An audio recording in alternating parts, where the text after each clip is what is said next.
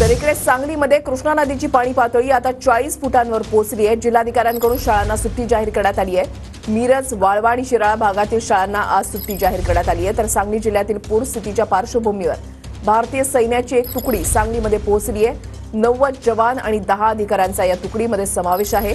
जिल्हाधिकाऱ्यांकडून ही माहिती देण्यात आली आहे। दरम्यान सांगली कर्नाळ रोड वाहतुकीसाठी बंद करण्यात आलेला आहे। शंकर देवकुळे आमचे प्रतिनिधी आमच्या सोबत आहेत। अधिक माहिती त्यांच्याकडून जाणून घेणार आहोत। शंकर, सध्या सांगलीमधले पावसाचे काय अपडेट्स आहेत? नक्कीच वृषाली, आपण पाहू शकता सांगली कृष्णा नदीची पाण्याची पातळी ही 40 फुटावर आलेली आहे। सांगली कृष्णा नदीने इशारा पातळी गाठलेली आहे।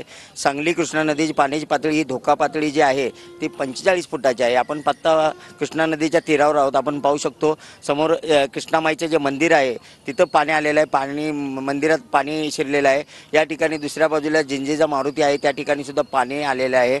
एकंदरीत पाहिलं तर सांगली ही कृष्णा नदी ही संत वाहणारी कृष्णा नदी आहे। मात्र आता अकराल विकराल रूप धारण करते की काय अशी परिस्थिती सुद्धा निर्माण झालेली आहे। पावसाचा जोर थोडासा कमी झाला आहे आणि पाण्याची पातळी जी सतत फुटाफुटाने वाढत होती ती आता इंचाने वाढत आहे। आजच्या घडीला पाहिलं तर सांगलीतील सकल भागात पाणी शिरायला सुरुवात झालेली आहे।